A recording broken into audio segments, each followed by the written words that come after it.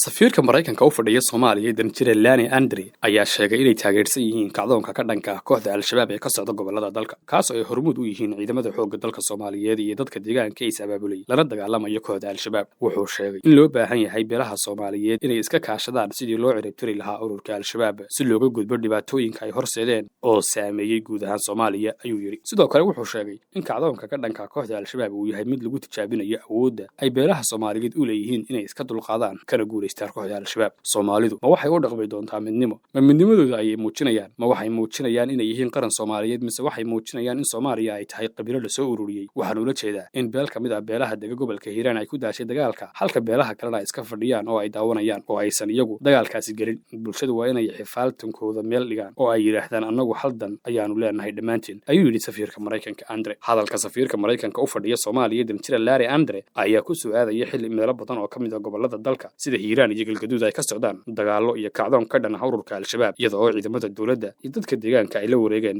deegaano dhowr ah Yuusuf Saxardiid Yuusuf warbaahinta VOS TV Muqdisho